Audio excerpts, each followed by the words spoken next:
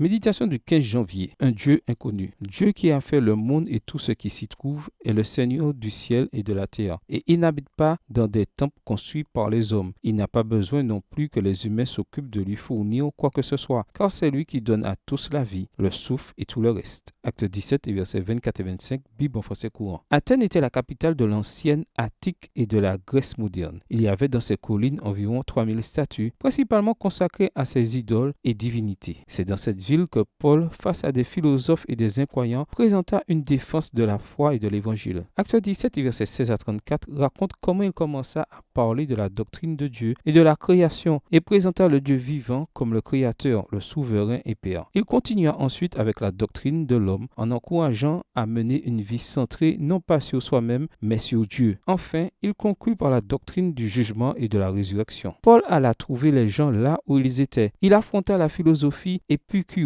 qui soutenait que le but principal de la vie était d'éviter la douleur et leur parla dans leur propre langue. Les Grecs ne niaient pas l'existence de Dieu, mais ils pensaient qu'il était trop occupé et trop loin pour s'intéresser au travail quotidien de chaque créature. Pour leur part, les stoïciens enseignaient la maîtrise de soi. Ainsi, leur objectif principal était de former les gens à atteindre un degré d'indifférence aussi bien au plaisir qu'à la douleur. De plus, les Athéniens croyaient en un être supérieur inconnu qui agissait sur les lois naturelles. Les Athéniens étaient si soucieux de plaire à toutes les divinités qu'ils avaient érigées, quelques autels dédiés au Dieu inconnu, pour ne pas tomber dans le péché de la négligence ou de l'oubli. Alors Paul les a surpris en disant: « Vous avez un Dieu inconnu. Ce Dieu que vous adorez sans le connaître est le Dieu que je connais, que j'adore et que j'annonce. » C'est pourquoi Paul fut appelé l'annonceur ou proclamateur de nouveaux dieux. Mais avec un tact né de l'amour divin, il s'appliqua à détourner la pensée des Athéniens de leur divinité et il leur révéla le vrai Dieu qu'ils ne connaissaient pas. Extrait du livre Conquérant Pacifique, chapitre 23, page 213. Que connaissez-vous de Dieu? Dans votre vie, est-il votre Dieu juste au cas où? Au temps de la réforme protestante,